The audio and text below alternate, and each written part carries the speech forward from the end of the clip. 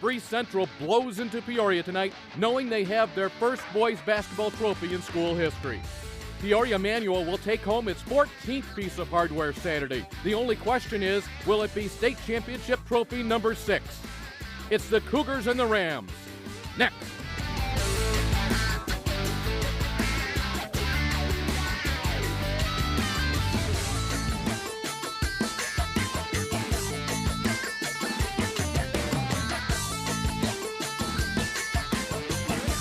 It's a clash on the court here tonight, and it's a clash in the stands as well. It's the orange and black of Peoria Manual taking on the purple of Breese Central. Hello and welcome to Carver Arena here in downtown Peoria. I'm Lee Hall. Yes, they've got the black and orange out already for Manual tonight. We are in the state capital of Illinois basketball. In this state capital, it's okay to filibuster. There's no shot clock, but here, deficits are frowned upon. Only one team will advance here tonight to the 2A state finals, and that will be either Manual or Breese Central. And here for the call, Jim Albrecht and Roger Lowe.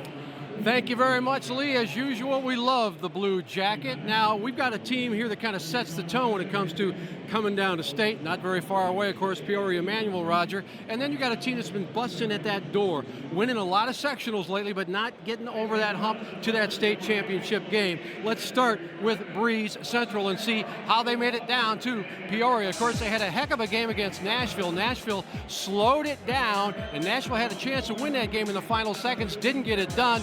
And then, of course, they rolled the rest of the way, winning the super sectional against Murfreesboro. As far as Peoria Manual, not a lot of trouble until they reached that super sectional, as you can see, and that was a dandy of a game. Last second heroics by Peoria Manual, and they got it done to get down here one more time. Roger, plenty of great players tonight. Let's take a look at how Breese Central rolls. They roll inside with this guy.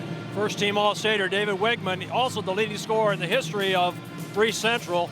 This guy is a very tough matchup for anybody who plays him. He can take you inside, he can take you outside, and he also gets it done in the classroom, Lee, top 5 academically. And of course, when you look at some basketball players, they just seem to be messengers from above. They've got it all. One of those guys is Lawrence Alexander for Peoria Manual. You know, I really wasn't expecting much of Lawrence Alexander when I went and saw him play, but he caught my eye. First team All-State. This guy is a humble leader. He's a leader on and off the court. He's a leading free throw shooter for this basketball team, and most importantly, he hit the 3 to send that game into overtime against Winnebago. Yep, he can drive, he can dish, and he can score, and he can D you up as well. Let's take a look at the keys tonight. If you're Breese, well, you better get on that defense. There's no question about it. They've got to get the ball inside, though. This, between Wigman and Gaffner, that's going to be their strength, to get the ball in the paint. They play basically 5 guys, Jim, so they're going to have to try to get these kids to stay out of foul trouble, play for 32 minutes. And they got to protect that basketball. Manual's going to be playing with a lot of pressure defense. They'll get a lot of deflections. Breese Central's got to take care of the ball. And in the second season, Breese Central has not allowed a team to score any more than 44 points. Now, let's take a look at the other side of the basketball, Roger. Well, what Breese has got to do, what Breese has to do here is, pressure points. They've got to pressure Breese into turnovers. They got to make this a full court game. They got to take it from baseline to baseline. And Manual and Hales will play the toughest schedule getting here. I think the schedule will pay off. Manual has 7 losses, but a very, very difficult schedule. And of course, none of those losses to a 2A team. Right. The first of 2A semifinals coming up tonight, live from Peoria. Thanks for joining us. We'll be back after these network messages.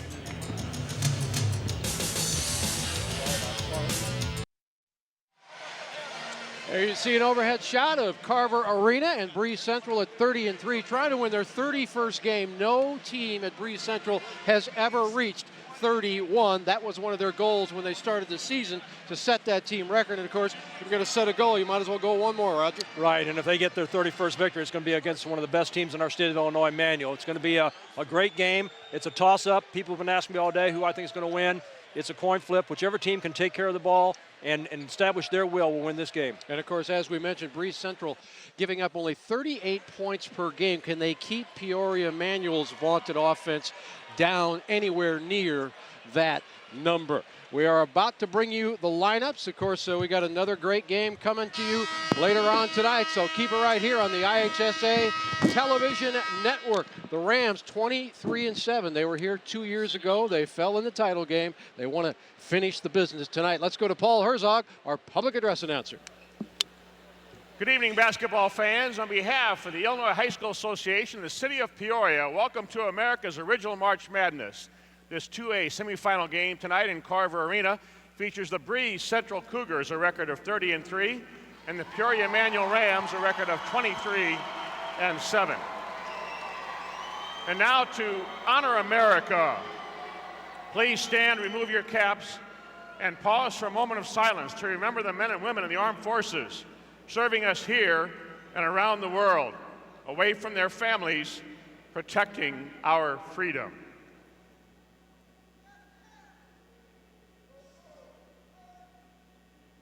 Thank you as we thank them. And now, please address the flag with your hand over your heart as Glenn DeVar, a junior at Woodstock High School, sings our national anthem.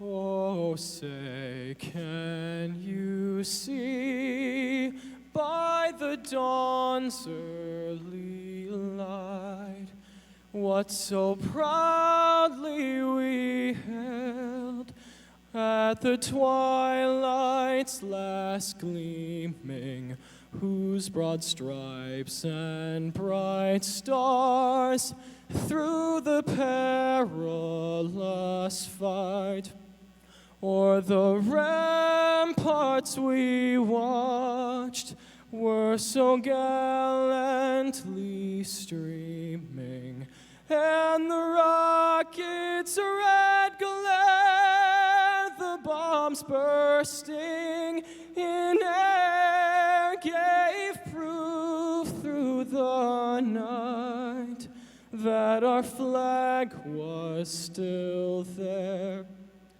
Oh, say, does that star-spangled banner yet wave o'er the land of the free and the home of the brave?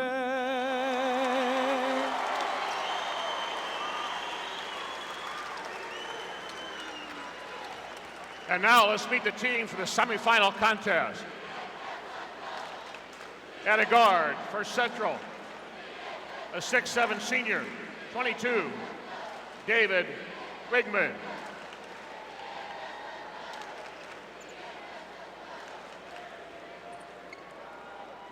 Correction, the non-starters, the 6'1" junior, Brandon Rockers. A 6'1" junior, 15, Alex Timmerman. A 5'11" junior, 20, Austin Lake. A 6'3" junior, 21, Kyle Putker. A 6'2" junior, 23, Blake Norenburns. A 6'2" senior, 30, Pony Finan. And a 6-foot junior, 45, Brett Jackson. For the Peoria Emanuel Rams, a 5'8" freshman, number 10, Keenan Hobson. 6'1" freshman, 14, A.J. Riley. 6-foot senior, 20, Dontorian Stuckey. 5'10" sophomore, 22, Landis Farmer. 6'3" junior, 24, DeMarco Tillman. 6'5" junior, 34, Andrew Jordan. And a 6-foot sophomore, 55, Isaiah Duncan. Now let's meet the starting lineups for the Central Cougars. At a forward, it's 6'7", a senior, 22, David Wigman. At a forward for Peoria Manual, 6'5", sophomore, 45, Jacoby Ruddy.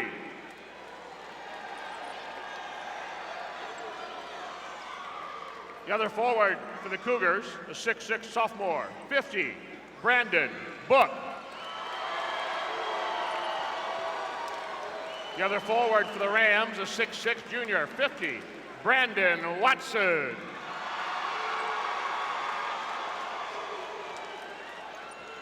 At center for Breese Central, a 6'5", senior, 53, Garrett Gaffner. One of three guards for Manual, a 6-foot sophomore, 25, Jeff Stokes.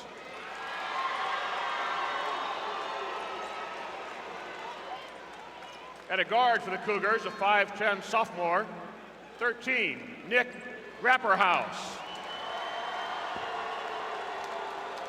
At a guard for the Rams, a 6-foot senior, 31, Marvin Jordan.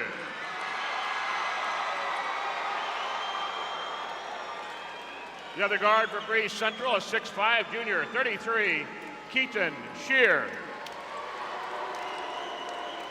And the third guard for Peoria Manual, a 6'3", senior, 33, Lawrence Alexander. Head coach for Central, 28 years in the career, 24 at Breese, a record of 522 and 270, Stan Eagleson. Assistant coaches, David Thomas, Kurt Peters, Jeremy Schubert, and Donnie Pedersen. Head coach of the Rams in his fourth year, a record of 82 and 38, Derek Booth. Assistant coaches, Fred Lee, Ron Ingram, David Williams, and Willie Coleman.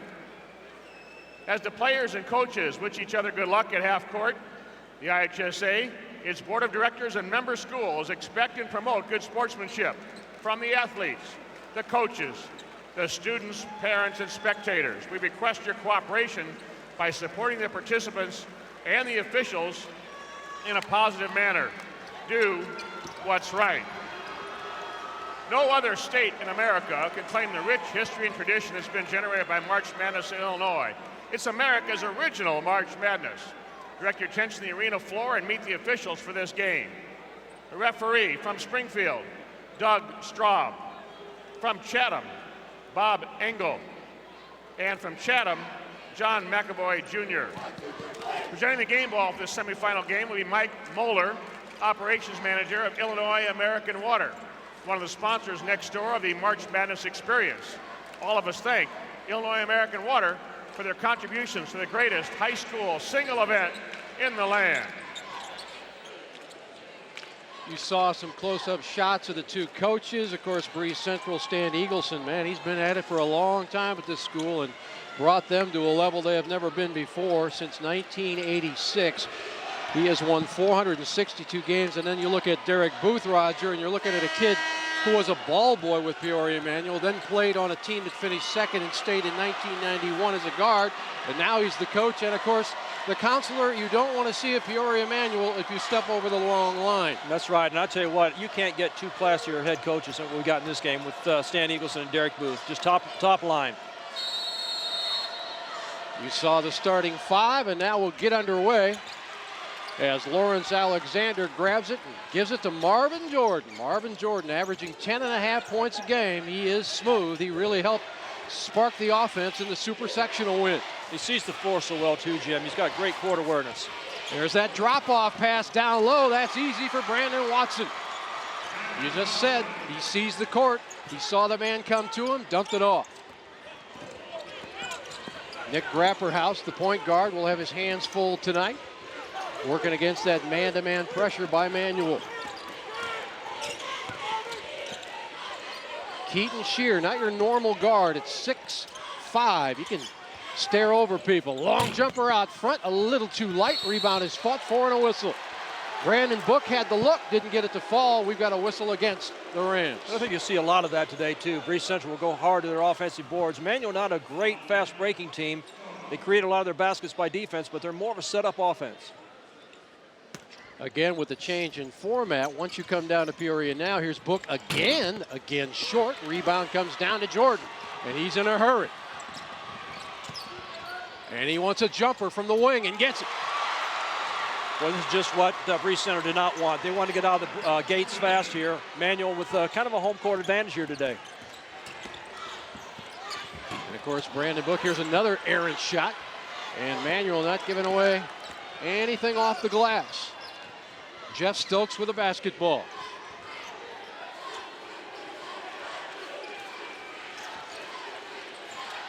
Lawrence Alexander, who hit the big three against Winnebago to send it into OT at the Super Sectional. Where's number 33? He's with the ball now.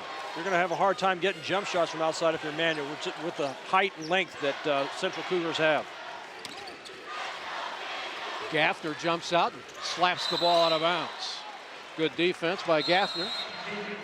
Jacoby Rohde looks and sees a substitution coming in. Landis Farmer will come in, and Jeff Stokes will check out for head coach Derek Booth in his 4th year with Peoria Manual, 82-38, and that second place finish 2 years ago. Losing to North Lawndale.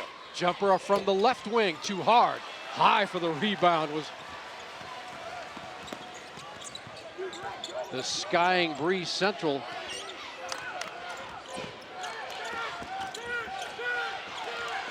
Trouble out front. This is the kind of pressure they'll bring. Got to get it inside, but not being able to handle the pass. And at the other end, we've got contact. This kid right there, 45, Roddy, I think is just going to be a great player before he's done. His upside is going to be so big.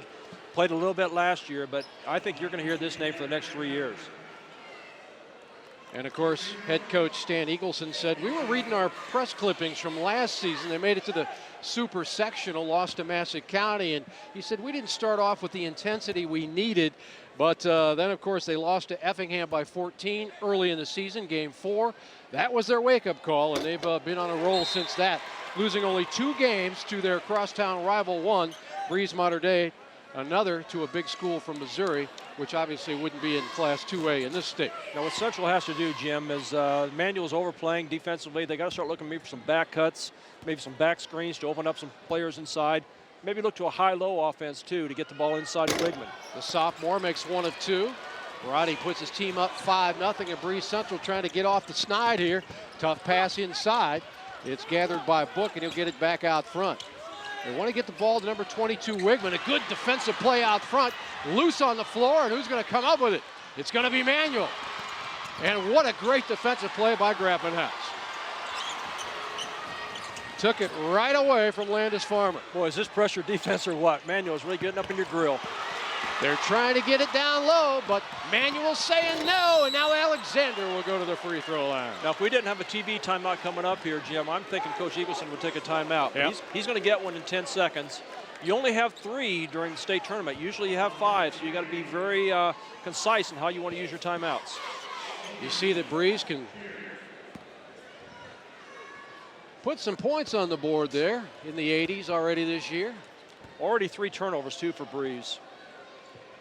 When you come away without a shot, the more that adds up,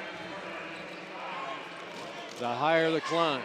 Now, Andrew Jordan just entering the game for Manual, a Woodruff transfer. This kid is a high upside as well. Andrew Jordan averaging 10.5 points a game. He's only a junior. They got some pop off the bench. Manual does. All right, now this possession is going to be huge for Breese Central. They haven't really got many good looks at the basket. This is a good offensive team with a lot of offensive weapons. They need to just run some offense, take their time, get a good look. You see why Alexander is an 80% free throw shooter on the year. Shear driving, glass, yeah. That's what they need. They just need to get some kind of offensive look there, and Shear did a great job. Here comes Jordan, double teamed along the baseline, throws it back out. Got 2 Jordans in the game now. This kid with the ball is going to be something special, too, for the next 2 years. Jeff Stokes. Look at that crossover.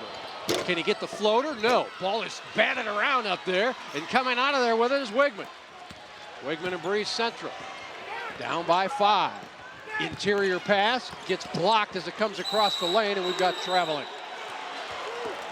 Garrett Gaffner had that ball blocked, and we're going to take a timeout after these local messages. We're back.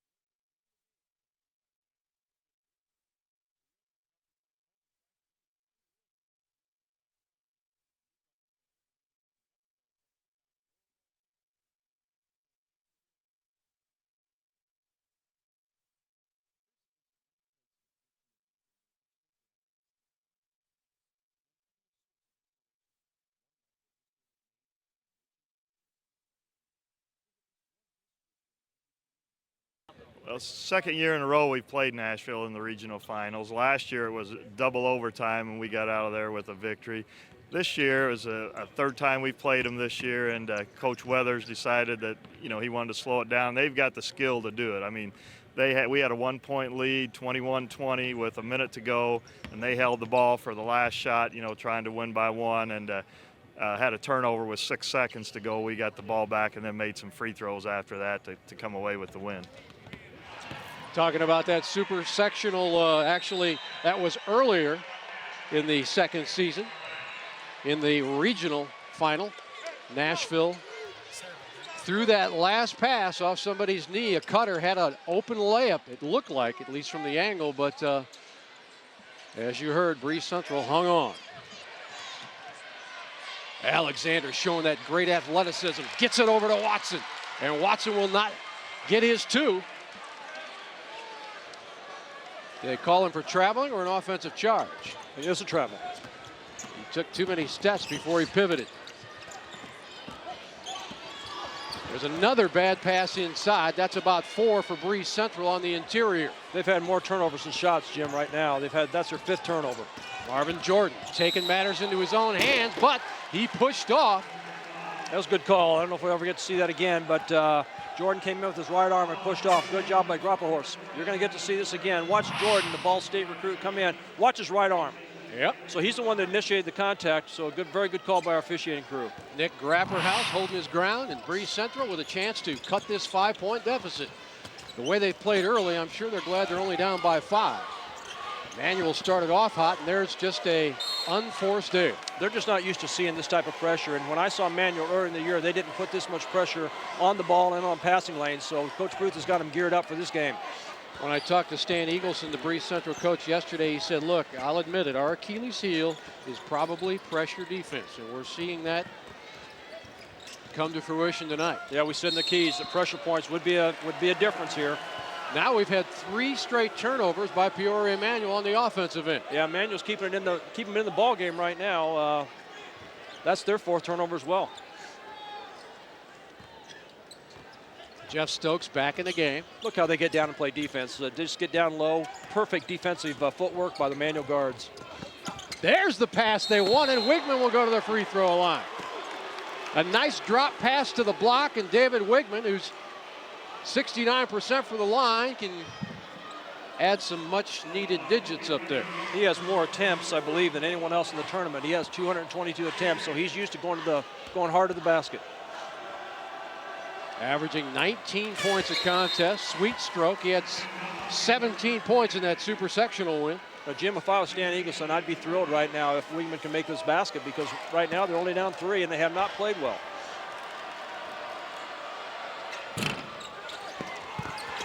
Offensive rebound, no. And I'm sure Coach Booth is not going to be happy about that. There's no reason that a free throw shooter should be able to go and get his own rebound. Yeah, Wigman almost got it. There you see a good look at Derek Booth, his brother, of course.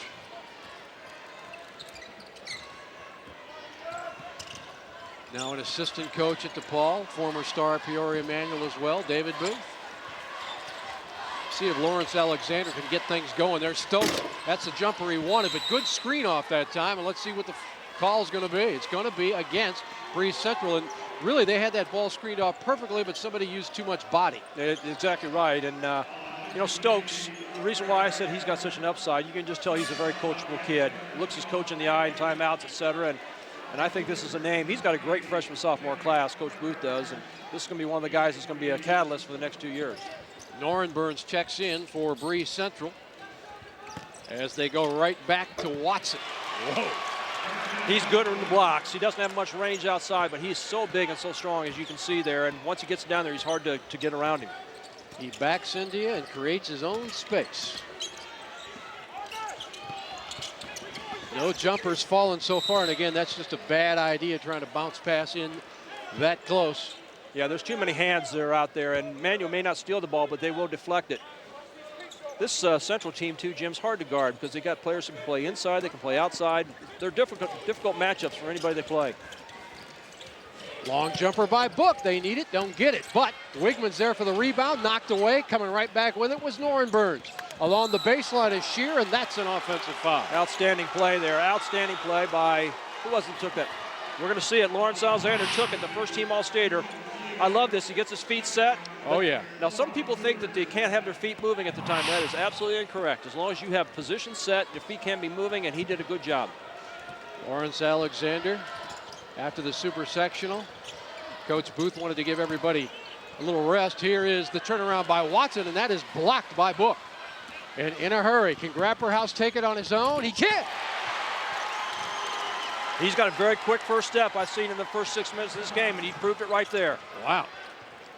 I thought he might pull up, but it was full steam ahead for the sophomore from Breese Central. They're going to just keep feeding Watson. Right now, they don't have an answer. They don't have a front man for Watson. And, you know, Roddy is really a better inside post than Watson. But like we said earlier, Watson is just so strong, he's hard to get around. Farmer and Jordan checking in for Manual. Stokes and Roddy checking out. Now, Watson's not a threat to shoot from there, so they can lay off of him. Peoria Manual jumped out to a 7-0 lead, and now Breese Central has tried to right the first quarter ship. Now, Grapperhaus guarding the ball is a lot stronger than he looks. Physically, from his upper body, he's pretty strong. He's their best perimeter defender. Long jumper from the wing, too much iron. Alexander couldn't get it. Here comes Shear. Shear waits. He finds Wigman off the glass. Rebound nicely by Andrew Jordan.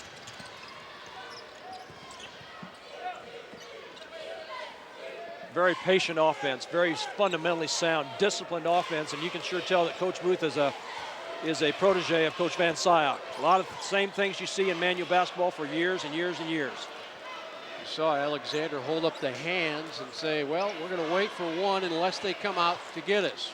Now Shear with 2 fouls. That could be huge right now. He's guarding the ball.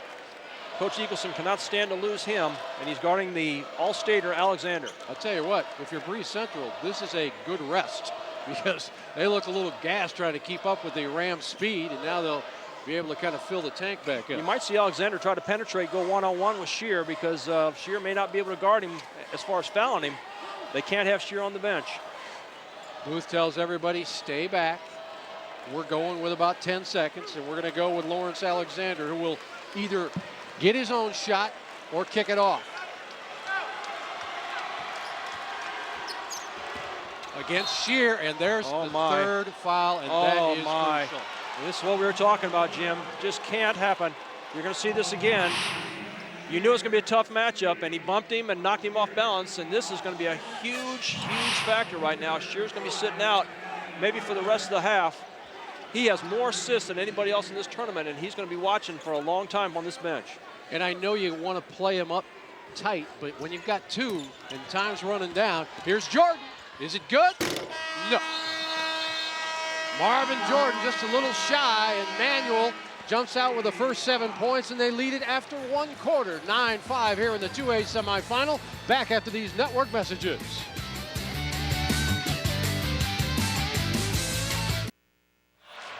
Jamal Brecht and Roger Lowe back here for the 2A semifinal. Roger, last year, of course, Breese Central only lost one starter, so they knew they'd be pretty good. But it's a starter they lost in the first quarter here tonight that may prove to be very, very costly. And you know what? I'm not saying anything against the bench of Breese Central, but that's a huge drop-off when you lose a kid like Shear. Rockers is a hard-nosed defensive player and will play hard for you, but he just does not have the skill level as Shear. Norenberg's coming off the bench, averages 2 points a game. Rockers 2 points a game. Cody Finan also could come in. He averages 2 points a game. So your first 3 people off the bench only give you 6 points per game. So they can D up, but can they make up for that offensive loss of Mr. Shear, who doesn't really score a lot, but he dishes a lot. And that's why we talked about 5 for 32. He had to keep those players on the floor. And right now, neither coach can be very happy with how his kids are playing. Manuel shooting 33%, Breese 28. Breese has 7 turnovers, as many turnovers as shots, and you won't see that very often from a Coach Eagleson team.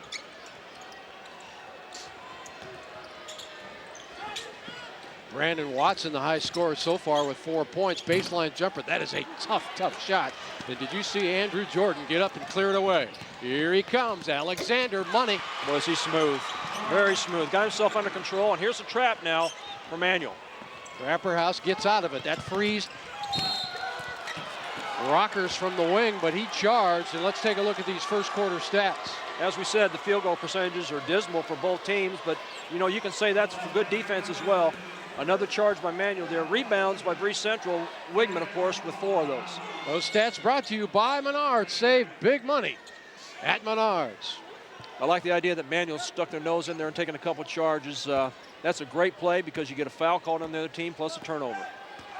8 turnovers now by Breese Central. That's what Manuel's length and defensive intensity will do to you. I wonder if Coach Eagleson will be switching to a zone here pretty soon because Manuel's been able to do pretty much what they wanted to with the ball. Watson, that's his territory, but blocking it away was Gaffner. And who's going to get the call? Breese Central. Well, I don't get that because the Breese Central guy touched the ball last and looked like from here, but we'll get a better look at it. There you see Gaffner. Let's take a look at this. It looked like the Breese Central man touched it, and he sure did. And that's just one of those things that the officials make great calls, and sometimes, you know, they get blocked. Gaffner needs to get free inside. This time he finds Wigman with a nice assist. He is so good at holding his position in there, too. Does a nice job of holding the post and can go out and face the basket as well. Of course, Wigman, he can put some totals up. 31 points in a game this year, 30 points in a game. Here's a drive by Jordan. Did he walk? Yes, he did. They said he did. Andrew Jordan is a transfer from Woodruff and has a mid-range game. I think one of the reasons why he's not starting, he's not playing as good as defense as Coach Booth would like, but he is playing, he's trying to improve on that. And again, if you're just joining us, the 6'5" junior guard, Keaton Shear from Breese Central, on the Pines with 3 personal fouls in the first quarter. Again, they try a Wigman, this time denied.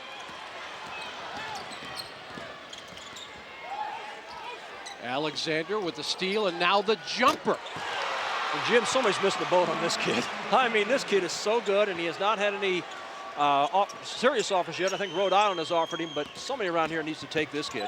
A spin move by Gaffner, and wow. I think he's going to get the benefit of this call. Let's check it out on replay, Roger. Well, this is going to be very, very close. Very, very, very close. That's the hardest call to make in basketball, the block charge. You know what? These 3 guys in stripes are just as thrilled to be out here as the teams, and that's why they're here. They're the best in the business. Yeah, you mentioned the schools looking at Lawrence Alexander, and not enough, according to us anyway. Rhode Island from the Atlantic 10 has been a recent offeree, and you've got Garner-Webb, SIU Edwardsville, Northwest Missouri State, Southern Indiana, where former Manual star Jamar Smith is now a senior. But maybe after this tournament, the phone will ring a little bit more, Roger. Not only is Alexander the captain, he's also an all-stater, also on the honor roll. Got pretty much everything covered as far as school. Book needs to find his range, way off the mark. We got whistles as Norenberg stepped out of bounds. And you know, he shot that from the college 3. If you guys look at the floor here, there's a black line and a red line. The red line is 20 feet 9 from the basket, and the black is 19.9, so he made that a harder shot than he should have. 6-point Manual lead as they drive down low. That time Alexander was rejected nicely. Central is tough inside. They've got good size. Grapperhaus lost the handle. Here comes Lawrence Alexander, the All-Stater. Oh, no way that's going to go, but a nice rebound and right back to Alexander. Jeff Stokes gets all the credit for that. He's got a great upside. This whole sophomore class of Manual is going to be something to look at for 2 years. Oh, Grapperhaus fouled from behind. Stokes thought he was going to go the other way, try to come up and poke that ball from behind, but Grapperhaus did not go the way he thought. Kobe Roddy checking in. That's 2 on Stokes now, so they're going to get him out. But they can just keep coming with people like Landis Farmer who's going to come in. They probably won't lose a beat with him. You've got basically out of the top 8 for Peoria Manual, you mentioned sophomores, 4 out of the 8. And he's got in the sophomore class. And he's got 2 freshmen, Hobson and Riley. They're going to be outstanding players. Nick Grapperhaus, wide receiver and DB on the football team, but now he's got to take care of the rock. Ooh, tough pass. Book has been quiet all night. Speaking of sophomores, boy, look at this defense. They are up in your shirt. What a tough shot by Gaffney. And you're going to have to make some tough shots against Peoria Manual. They're not going to let you just post up. Yeah, there's not going to be many uncontested shots against Manual, that's for sure. Breese Central hanging around. The Rams with the ball and the lead. Jordan.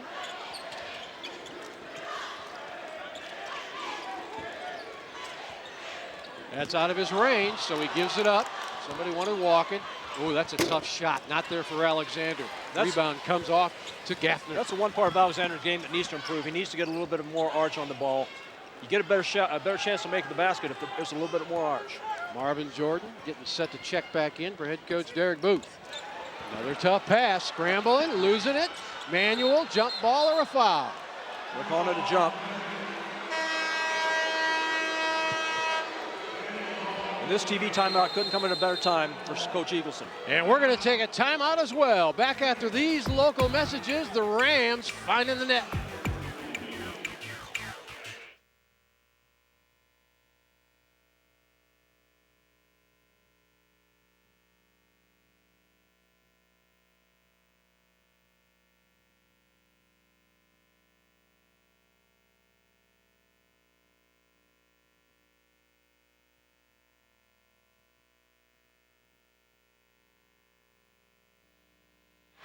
Roger, a couple of stats, an even dozen now in the turnover department for Breese Central, and on the year they came in here hitting 111 threes. Tonight, 0 for 4. Right, and you got to give a lot of credit to that to Manual's defense because they're pushing out a little bit further than you'd like, and I'm sure both coaches are saying in their prospective huddles, hey, we can play better than this.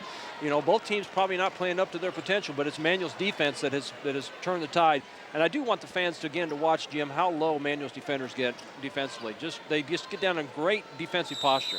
And usually when you got great interior defense like the Rams are showing tonight, you say, okay, well, let's go over the top, loosen things up. But their guards are out in three-point range as well. Jacoby Roddy with the basketball.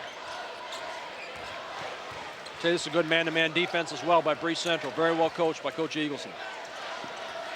Alexander, very unselfish, quiet leader. Jordan, that's his shot, and he doesn't get the rope. You thought that Breese Central would be able to hang on to their own and rebounding, and right now they're up 13-6 on boards. Down by 6 with the basketball. Out of the Cahokia Conference, representing the Mississippi Division, the Cougars of Breese Central. Look how far they're pushing Breese Central out of their offense. The pass they're making there now is 40 feet from the basket. That first pass from point, that was a backdoor cut, and look at him read it. We think that's the kind of play they're going to have to make to get away from that pressure. Jacoby Roddy just stepped in the path, made the steal. Farmer, Alexander, let's see if he wants to take the baseline. No, he'll go kick it all the way across court to Marvin Jordan. This is your floor general. He's the leader. He's headed to Ball State. Spotting up is Lawrence Alexander. He now is in double figures with 10 on the night. They've had no answer for him, have they, Jim? He is the answer. Yes, he is. 17-9. Manual. Now look at this first pass they're going to make. It's just going to be so far from the basket. The first pass from point to wing should be a scoring pass. That is unbelievable man-to-man defense, and it results in another turnover, number 13 on the night for the Cougars. They just can't pass the ball to each other right now. What you're going to have to do, Rod, you're going to have to set a whole lot of picks to try to spring somebody. And the problem with a pick, though, is you get a chance to get double teamed, though. I just think the backdoor cuts are going to have to be something they're going to have to look at halftime. There's just so much pressure on them. The backdoor cuts could be there. Landis Farmer casually bringing it on up, giving it to Marvin Jordan.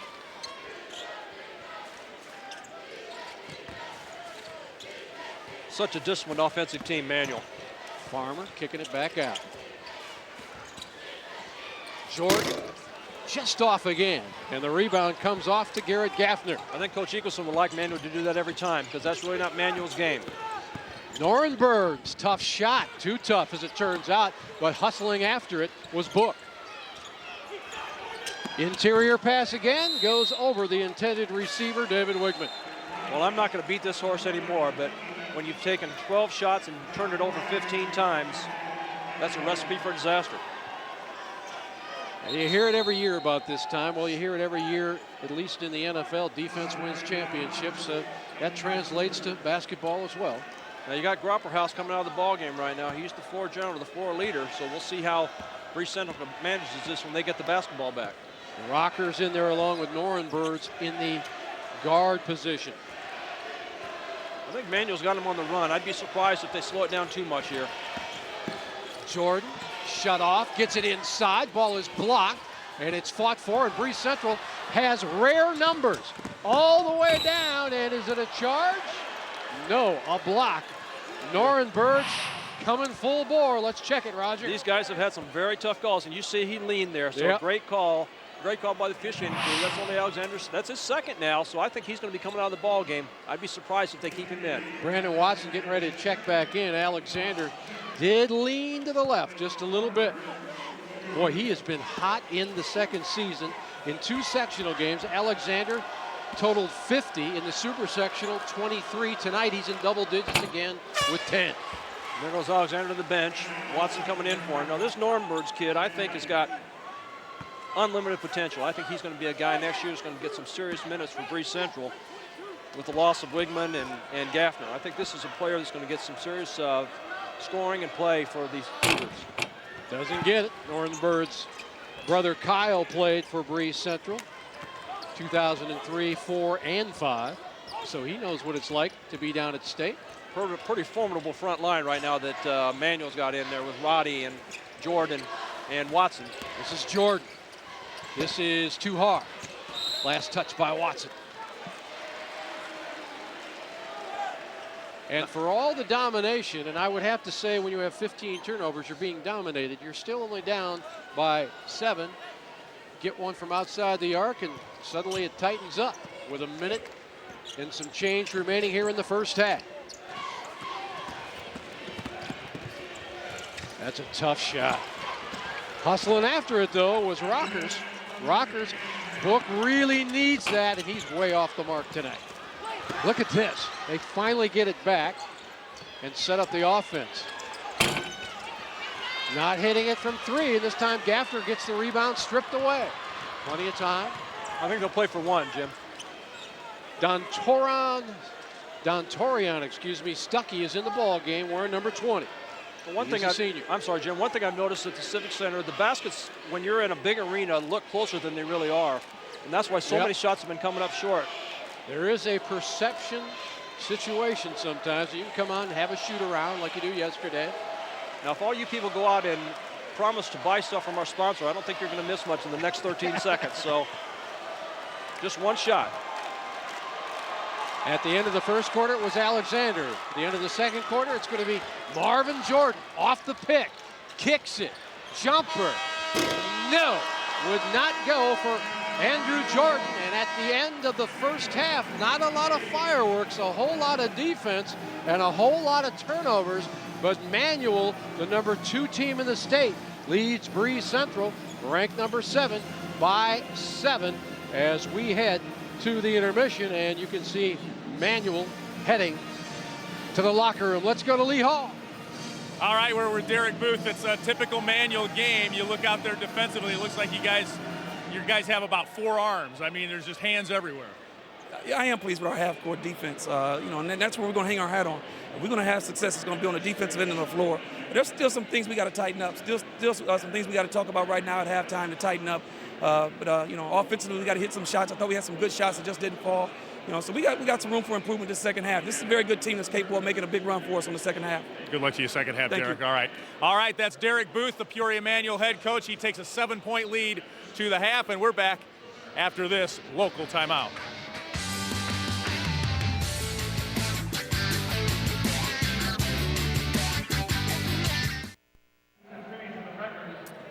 The National Association of Realtors wants you to know that home ownership is an investment in your future.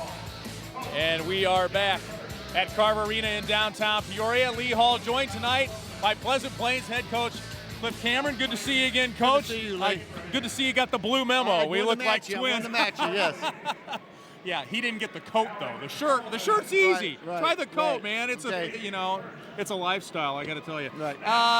Boy, Peoria Manual, about as tough a defense as you want to see on a basketball floor. Correct. They're very athletic, very good man-to-man defense. I'm impressed with Breese Central's overall athletic ability. They have good size. They're athletic, and I think they're going to make a run in the second half. I had 12 turnovers, I believe, the first half.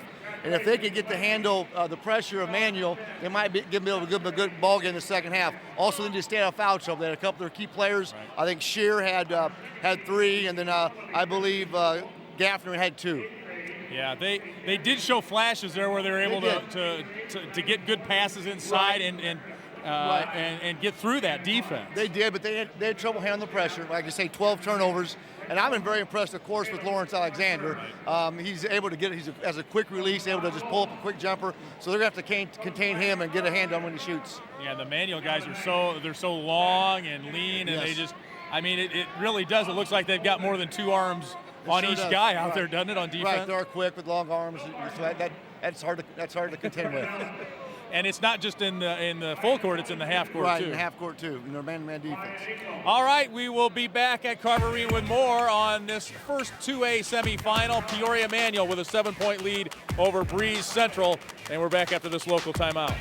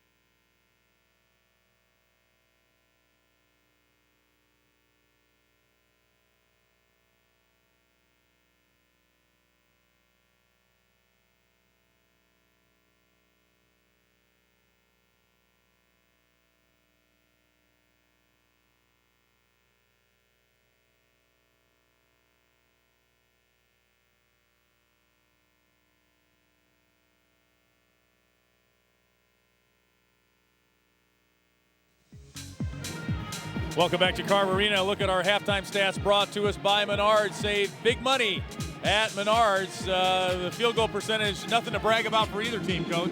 No, it's not. I knew they weren't shooting very well, but we can see that Manual shooting just a little bit better and the Breese Central. Three-point field goals that haven't made any. Rebounds are a big advantage for Breese Central. So that's surprising. They have very tall and they're athletic, so I wasn't surprised with that. There's a look at the turnovers, 15-5. Oh, 15. And just 9-1 the points off turnovers. So the edge for Manual and then the 8 steals. So the defense right there causing 15 turnovers, getting 8 steals. So they're going to have to do better in that second half. They're going to stay with Manual. Wigman with just 3 points in the first half, and there you see Lawrence Alexander with 10 to lead the Manual Rams. Of course, he hit that gutsy shot. Former Manual head coach Dick Van Syett called it the biggest shot in Manual history. That's saying something for a team that won 4 straight state titles, sure but Alexander hit it to force overtime. Yeah, it sure is a big shot there. Yeah. So let's talk a little bit about some more about Breese Central and the adjustments you think they'll have to make to try and cut down on those turnovers. It's I mean, you can't control Manual's speed or their quickness. No, you can't. I'm not sure what they can do. They got good size. Their big players look like they can handle the ball pretty well. Maybe just slow down a little bit, make sure they make good passes, maybe make some good pass fakes, a little more poise. And like you say, it's a lot easier to say than do when you got a team like Peoria Manual putting that pressure on you. Yeah, and the teams that combined 0 for 8 here in the first half behind the arc. If somebody could take advantage of that could be the difference in this game. Right, I would think that Breese Central is going to have to hit a few threes. They have a good inside game, but they're hard to get some ends there. I would say hitting a few threes and taking care of the ball. All right, it's advantage Manual, but it's nothing that Breese Central couldn't overcome here. They'll need to put that in the basket quite a bit here in the second half. 7-point game back after this local timeout.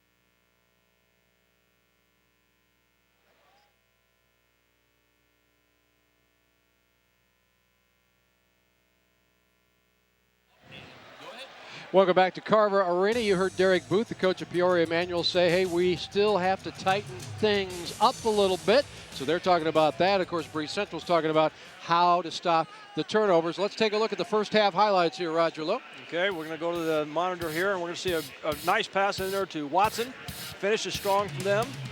Now, Shear didn't play much here in the first half, but a nice penetration move for 2 points. Coming back here, Gropperhouse. I really like this kid. Whew. And he sat out a little bit in the first half. Coming back with the first-team All-Stater now, Lawrence Alexander. Nice lift. I just like a little bit more arch in the shot. Maybe that's something he'll work on. Wigman gets a nice look right in there from a very good pass. Once again, here comes Lawrence. Straight up, straight down. Whew. And finally now, Gaffner. And this is something I think Breese Central can take advantage of. They got a little bit of inside height on them, and I think they could take advantage of that in the second half, Jim. Right now, they trail by 7, and we see Breese Central, the first team out on the court. We'll come back with more from the Carver Arena. This is game 1 of the 2A semifinals, and we're back after these network messages.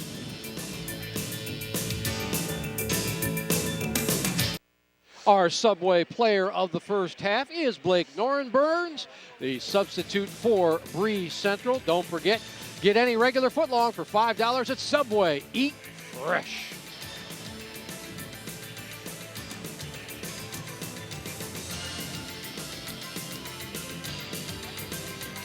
Welcome back to Carver Arena. Of course, a lot of people are waiting for 2 tonight to see that Illinois recruit who stands 7 foot tall and it's still filling himself out. Yep, he's going to give Illinois something they haven't had, a low post presence down on the blocks. And we speak of Myers Leonard, of course, from Robinson. Let's go to Lee Hall and check out Stan Eagleson's thoughts. All right, Stan Eagleson, I'm guessing cut down on turnovers, make more shots. What else do you tell them? Well, those are the two big things, especially the turnovers. You know, I thought we had some good shots. We just didn't knock them down. They got us moving faster than we wanted to. We just got to attack the basket. We're letting them make us too tentative. We just got to take it and attack the basket. Quit trying to run so many sets. Just play basic basketball. Good luck to you second half, Coach. All right, back over to you, Jimmy. Hey, thanks, Lee. That man has won 522 high school basketball games. I don't think I've been to that many high school basketball games. I used to work basketball camps with Stan Eagleson at University of Illinois, and you talk about a guy who knows this game inside and out. That man does. He's a class act, and of course I asked him, do you get as intense as you used to when you first started out? He said, I'm told I don't. You don't see many guys stay in the business this long, so you don't stand it this long without being quite a coach. And both coaches mentioned, hey, we had some open shots. That's what every level of basketball is all about. When you get the open shot, you got to make a good percentage of them. Otherwise, you're dooming yourself. Now, you see Shearer throwing the ball inbounds. It's going to be very important. He plays as close to 16 minutes in the second half as he possibly can. He did not see any action in quarter number 2 because number 33 with the ball has 3 personal fouls. Marvin Jordan jumps out on him. We'll set the lineups for you. Same starting 5, of course, for Breese. Shear, Grapperhaus, Wigman, Book, and Gaffner. This is Book, and he needed a big shot. He was 0 for 5. Now he might start feeling it. And you said to me at the break that if he hit his first shot, it might have turned things around. So this might be a good start now for Book. He was 0 of 5, all from 3-point land. Now he's back with his first jumper to cut the lead to 5. It's Stokes, Watson, Jordan, Alexander, and Roddy. Jumper not there for Manuel as Jordan came up short, and Breese Central could get a little momentum going here. Long jumper, Wigman, short. Wigman fighting for it, and he goes over the back of Alexander. When you get the open shots, we got to knock them down. That'd have been a huge shot. Said. Yeah, that'd have been a huge shot now to get Breese back in the ball game, but it was a good look. Manuel looked like the first possession too, Jim. They weren't getting much movement. They had a lot of screening, a lot of movement in the first half. It looked like a little bit of standing on that first possession. Both teams averaged 59 points a contest. Watson working his way to the glass. Nice block by Book. You're going to see a lot of that. All those guys 6'5", 6'6", 6'7". Grapperhaus makes a bad throw. Bad decision. He saw Gaffner cutting down the lane, but couldn't get him, and Shear steps up and says, it's all right, buddy. We're going to get him. Don't worry about it. And that's what you have to do. This is your floor general. You got to keep him under control. Just keep his chin up. Long time to play. Marvin Jordan going to Ball State to play his college ball. Gets it over to Lawrence Alexander. He had the line just a little bit short. I'll be. Alexander makes up for it, finds Jordan, who hangs, gets it back and throws it right over to Roddy, but he couldn't get it to fall. Breese has done a great job on both backboards too. Just an outstanding job. Grapperhaus works his way, and he will pick up a personal foul. Whether it was in the act of shooting, we'll wait to see. And for the first 2 minutes here, Peoria Emanuel on the snide. And we just missed that. Grapperhaus pushed off with his right arm, first of all, to create some space there. So, and that's 3 on Stokes. So I'm sure that he's going to be coming out. Yeah, the sophomore is going to come out as Landis Farmer will come in for the Rams, who play in the Mid-State 6, of course, an enrollment 705 students, and next year they won't be in Class 2A, will they, Roger? No, they'll jump up to 3A. They're going to get some of the Woodruff kids. Grapperhaus is 71% free throw shooter, so a very good shooter.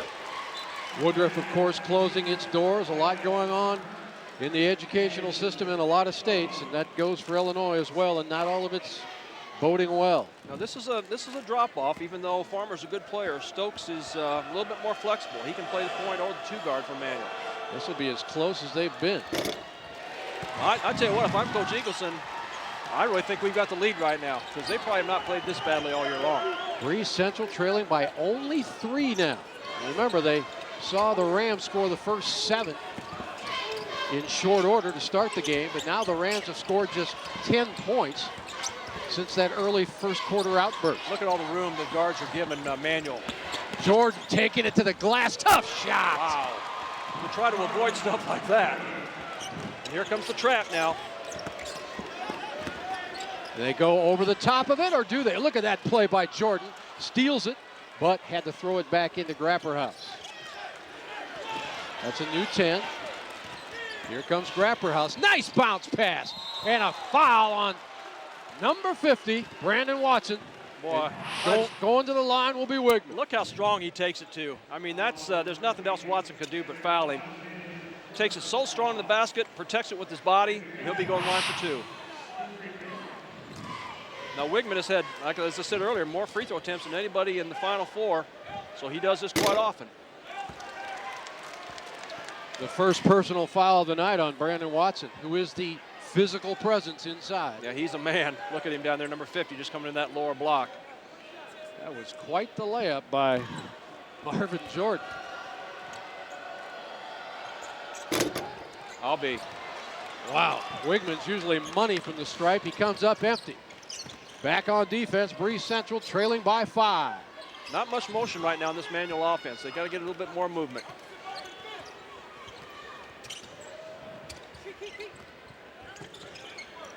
Jordan trying for back-to-backers, no. And Shear high for the rebound. As I said before, not your normal off guard in Class 2A. He has more assists than anybody else in the Final Four, and a lot of it's just that he can see over people at 6'5", can dump it down into Wigman, into Gaffner. And he's got that get it to my teammate mentality. Stan Eagleson says, I want him to shoot more. It's just that he likes to get the assist. Well, that's the second foul on Roddy now, so we might see Andrew Jordan for Roddy. And you will momentarily, as he comes in right now.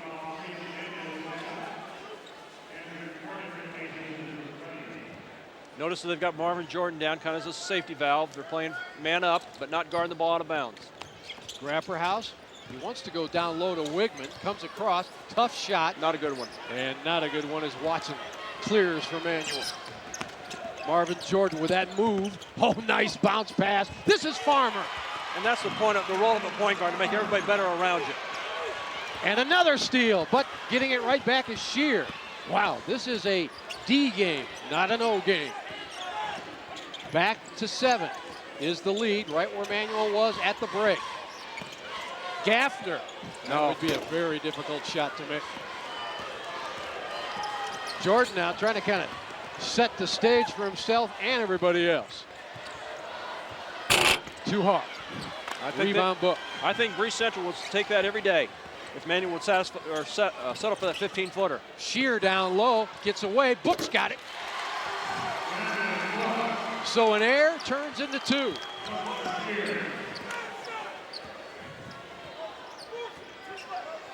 Look at all the room they're giving the guards there. They're giving them 8 or 9 feet just so they don't penetrate on them. Watch the room they give here now. That's lots of room.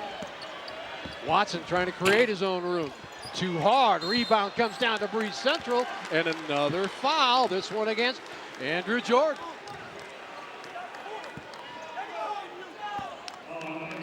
.27 rebounds for Breese Central to 12 for Manuel. We've got a timeout and a tight one. 5-point lead for that team. Back after these local messages.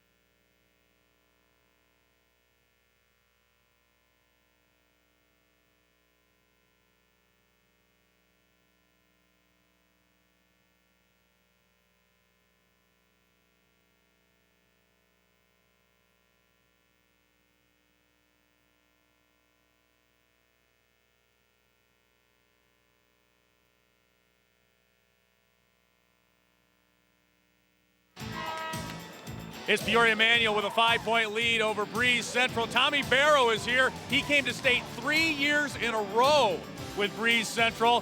You're ready to get back out there, aren't you? Oh man, you have no idea. I give anything, like I said, to have a medal here, and I'm glad these kids have it. I'm glad the coaching staff finally gets something that we tried our hearts out to do, but came up a little short every time. So Yeah, 3 straight years of coming here and going home without a win. Tell me the feeling, the memories that you have coming back here tonight. all the teammates, we get together every now and then, talk about state like that, and like I said, we give anything, go back and change one possession. We talk about it all the time. So. Coach Eagleson, 462 wins. What kind of guy was he to play for? Tremendous. The entire coaching staff was awesome. They're all so many different personalities, but they're all awesome. So. All right, they're going to bring home a trophy. Hey, thanks for joining us, Tommy. Appreciate it. All right. Wow. All right, guys, back over to you. That might be just what they needed. A little good luck charm there from Tommy Barrow. Nice tip, hey, Roger? They're just dominating the boards on both ends, Jim. Shear set that play up. And now Manuel's got to be thinking to themselves, why are we only up by 3? They're begging Manuel to take that outside shot, too. They're giving him 8 or 9 feet out there, just begging him to do that. That was not an easy tip in the last time down the court. Checking in now will be Blake Noren-Burns. And of course, we heard the former Breese Central player mention coming up empty 3 times in a row. Well, they lost in the quarters to eventual state champion Hills Franciscan, lost in the quarters to eventual state champion Chicago Leo, and then lost to state runner-up Winnebago in the quarterfinals. So they ran into some pretty good teams. Very, very disciplined motion offense by Manuel. The way Breese Central started out, you wouldn't think they'd be this tight, but they're only 3 down. Alexander's been quiet, but not any longer. That's what makes him the all-stater. He just took it on himself. And here comes that zone trap now. Tough pass. Gaffner gets it. 2-on-1. Feeds it. No, we've got a charge. Well, or a block. We're going to take another look at this one. It looked like to me Watson was set. Ooh, that's a tough call. You know what? It's the hardest call to make, yeah. And, you know, he's on the run making the call, and who am I to question these guys? These guys are at the top of their game. And, of course, for us, getting a second look at it, you want to make that bounce pass across the lane 1 step sooner. Right. But I like the idea that the Manual kids are willing to stick their nose in there and take the charge. That's 4 or 5 attempts that they've had already. Breese will inbound underneath their own basket. They should be able to get the ball inside, you know, with Wigman and Gaffner and Shear. Brandon Rockers, the junior, in as a sub. When you order a family pleaser at Monocle's Pizza this weekend and mention the IHSA, Monocle's will donate $1 of your sale back to the IHSA. Monocle's has been giving back to their communities and serving great pizza since 1959. Monocle's.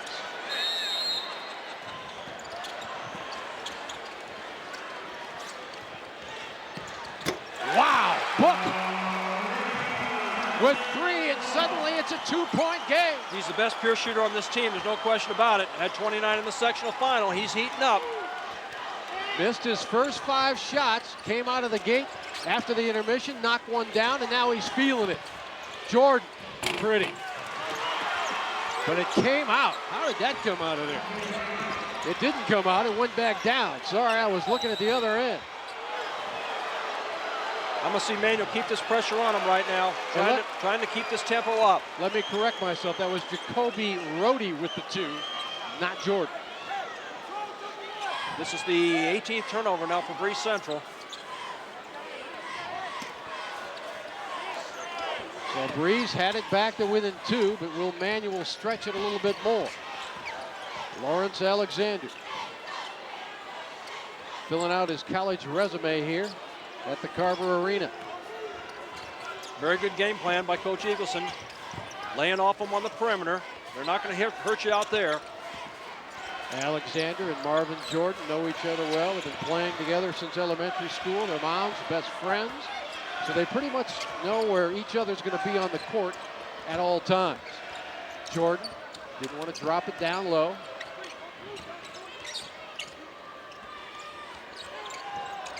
Watch Jordan, always has his head up. Never puts the head down, always looking at his 4 teammates. Good interior defense by Breese Central, not allowing the interior pass. They do now, though. Blocked from behind, but going to the free throw line will be Jacoby Roddy. And as we said before, the role of a point guard is to make your teammates better. And he penetrated there and got Roddy into a good position. Roddy now will go to the line shooting 2. Not a very good free throw shooter, though. Only 57% on the year. That's the thing about point guards, Jim. No matter what level you play at, if you can make your teammates better, you've done your job. Garrett Gaffner getting set to check in for the final minute, as is Nick Grapperhaus for Breese Central. Free throw. You know, the numbers don't really lie. If you're a 50% free throw shooter, that means that's something you need to work on. That's right. And the rotation of his ball is not very good. I'm sure Coach Booth will spend some time in the offseason working on that. He doesn't get that true backspin when it leaves his hand. Breese Central thinking box out. Some big boots he's got there. He's going to grow a little bit bigger than that by the size of those feet. Those boots are made for walking to state. They can almost walk here, can't they, Roger? They do have the advantage of a home crowd here at Carver. Taking his time. That's 50%, 1 of 2. Here comes that 94 by 50 we talked about in the pregame. And remember, another pass. Did it get touched last by, yes, Soft Manual. Peoria Manual. And again, this is a court that's 10 feet longer than your usual high school court. Whether that's to anybody's advantage, I don't know.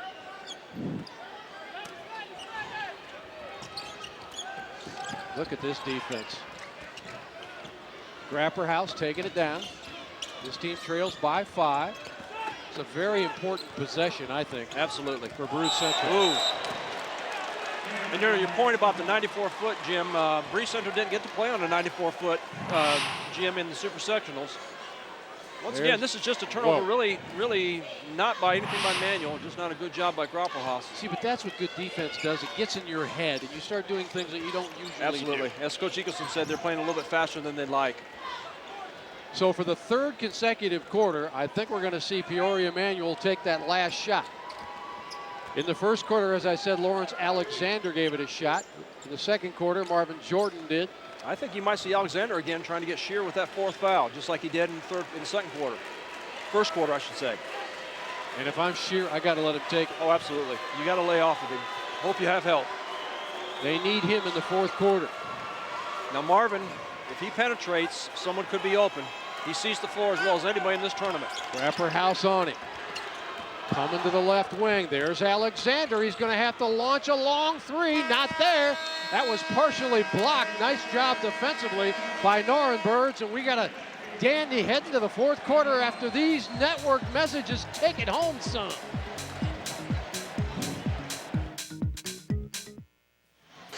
Let's take a look at the stats through 3 quarters. I wouldn't call it a shooting clinic. Brought to you, of course, by Menard. Save big money at Menard. I think a lot of that second line, though, has to do with both defenses playing so well. And the second line from the bottom is just jumps out at you, doesn't it? I mean, Breese Central, we thought would hold their own on the boards, but I didn't think they'd be that much ahead.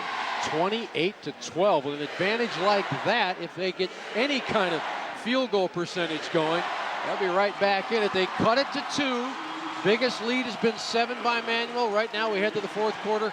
Rams up by 5. Now, whichever team loses this game tonight, they're going to say, I wish we'd have played better, because neither team is playing up to their potential. They're not playing the games that they've done to get them here. Don't forget, folks, Apple's Bakery in Peoria right here, serving breakfast and lunch. Next Wednesday, St. Patty's Day, they'll be serving the best corned beef and cabbage around. And, of course, desserts. You have to taste them to believe them. Go to applesbakery.com.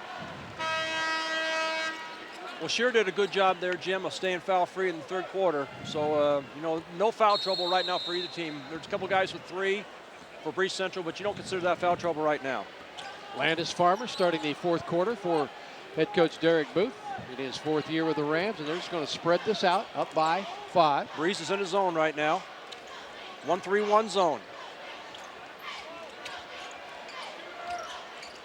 Will the Rams go over the top or? 1-2-2, a 1-2-2 zone. You still attack it the same way. Nice bounce pass, but Farmer shut down immediately. I kind of thought Breese might do this a little earlier in the game.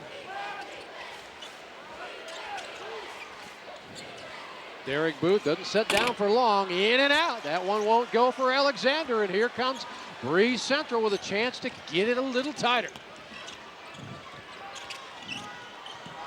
Boy, you gave up the dribble too soon, but Shear finally got it over to Wigman. Wigman, a bounce pass that got away, and suddenly Norrenbergs is on it. He can hit that from there. Wigman, that's his shot. Too much iron. Nice rebound, though, by Norrenberg. He's got some good hops, doesn't he? Oh, alone! Gaffner! Stan Eagleson pumps his fist in the air. How can you be down one possession and you have 19 turnovers? How's that possible? Anything's possible. It's March Madness, Roger. Anything's possible. Now they're back in man-to-man. Breese Central. Manuel standing a little bit, Jim. I'd like to see more movement out of the Rams. That's the shot that Breese Central wants you to take. Jordan couldn't get it. That's not a good shot by the Rams. Andrew Jordan came up shy, and now Shear and company with a three could send Breese Central into tizzy. Ooh, that is good hustle by Gaffner. He finds the cutter, and the cutter is Wigman, and we got a one-point ball game. A timeout, Manuel. Don't go away, folks. Somebody wants to go to a championship game. Back after these local messages.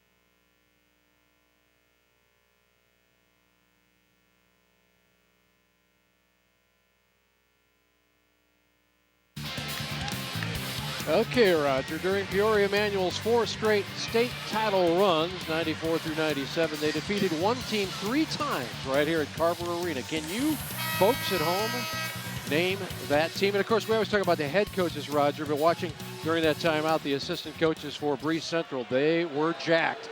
David Thomas, Kurt Peters, Jeremy Schubert, Donnie Patterson, they're into it. I'm going to guess Thornton. That's going to be my guess. Mr. O'Boy over here is giving me the eagle eye, so I don't know. He gives everybody the eagle eye. Huge possession now for Manuel. Breese Central has never led in this ball game.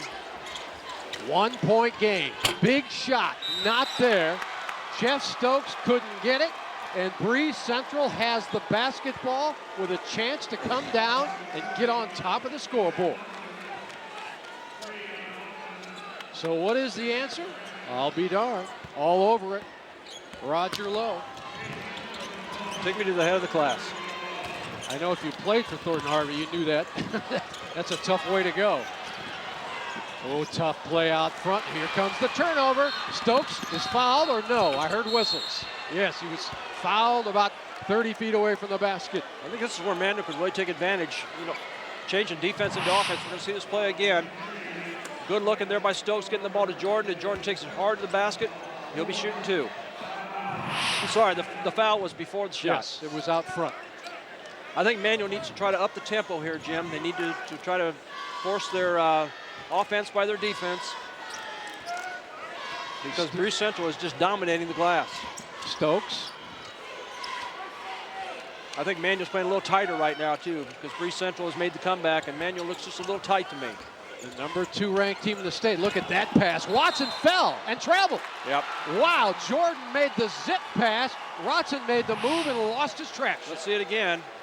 Took it hard to the hole. He didn't get touched by anybody there, so. That was good defense by Brandon Book, who stood his ground. And again, the Cougars with a chance to put the pressure on Manuel.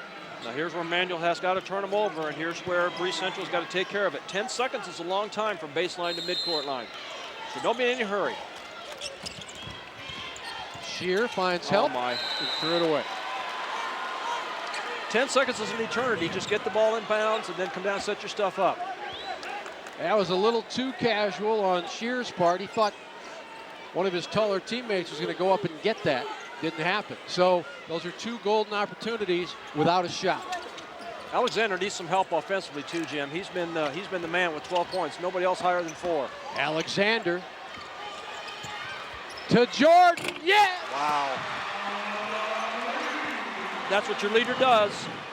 Marvin Jordan with the rainbow 3, and the Rams up by 4.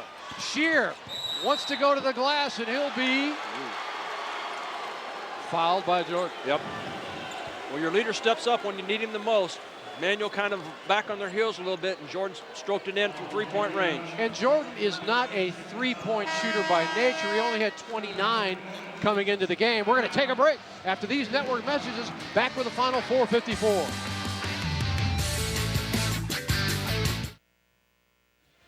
Do you, and who doesn't, want the best homemade bakery goods delivered right to your door? Why not go to applesbakery.com. Apples is serving breakfast wraps, and signature sausage rolls. It's Apples in Peoria.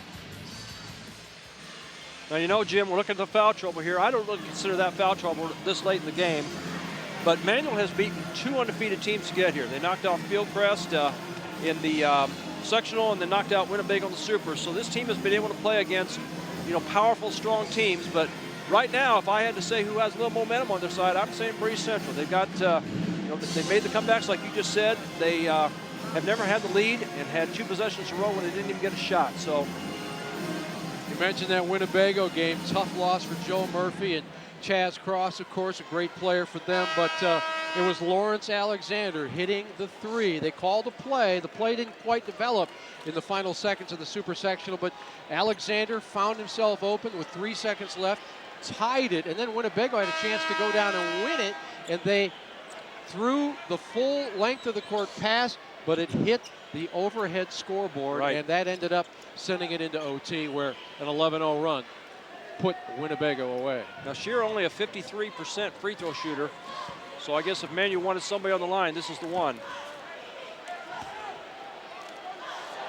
It's big. It's short. Alexander says, let's cool it. Breeze will be shooting bonus now for the rest of the ball game, as Manuel has committed 7 fouls. Breeze had 2 opportunities to come down and take the lead, never got a shot off, and now they missed the front end of the 1-and-1. What if? What if? Tough drive along the baseline. And going to the free throw line will be Alexander. Let's take a look at how that developed. Alexander and Jordan are just putting it on their shoulders right now, aren't they, Jim? Jordan hit the last shot down, and here's Alexander taking it to the hole. I'm sure Coach Bruce said, look, you guys, the seniors, we're going to ride you here. It's interesting to me, too, to watch Wigman cover a guard out there. Here's Wigman, who is 6'7", still able to guard defensively, a guy about 6 feet tall. That's a nice stroke. I'm talking to Coach Booth on the phone. He said this is the kind of kid you'd like to have as your son. Just a very humble guy, very quiet leader. Doesn't go out and brag or doesn't go out and try to get his shots. All he wants to do is win. After that super sectional win, Derek Booth looked up and he saw Alexander saying, Coach, can I get the keys to the weight room?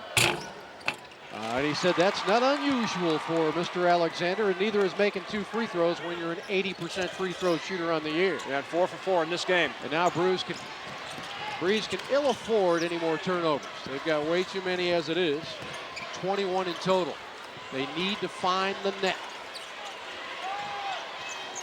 Intense defensive pressure. That's short. Off. Rebound comes down to Alexander. Alexander doesn't slow. He finds Stokes. He can't get it to fall. Breeze got a break there. It's a 4-on-1. Noren Burns has a wide open shot if he wants it. Doesn't get it. High for the rebound is Book. He is fouled from behind. 1 in bonus. And Book is an 82% free throw shooter. Wrong man to foul. Watson now, their big man, with 4 personals with 3:57 remaining, and that's why Andrew Jordan checks in, and Watson will take at least a minute. Now, Book is the starting quarterback on the football team, which is obviously a role of leadership, and right now you saw him take the ball to the hole there. Says he wants to be someone who makes a difference in this game. 82% from the line. And in the sectional final against Pana, he drilled 28 points to lead his team one more step to state. Nice rotation. Very, very good shooting technique. A pure shooter, you can tell that. Plenty of time, still 4 minutes to go, and Coach Eagleston has his full complement of timeouts as well. Breeze has been harassed, but they have not gone away. It's a 4-point game. Let's look for Jordan and Alexander to put these guys on their shoulder.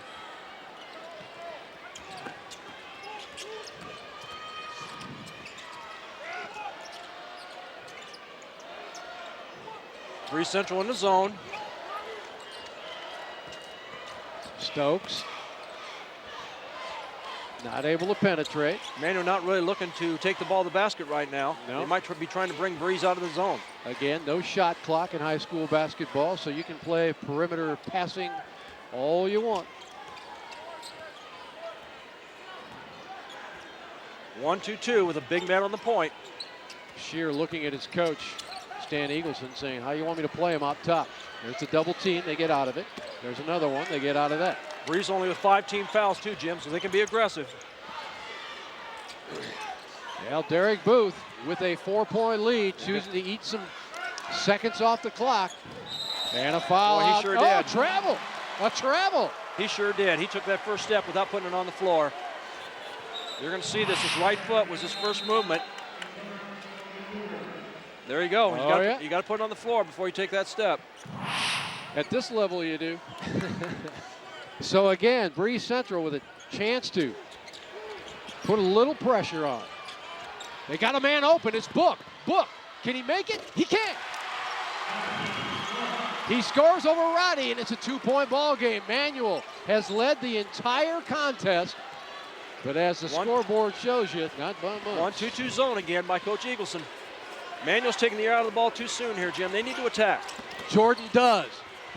Gets the ball knocked away.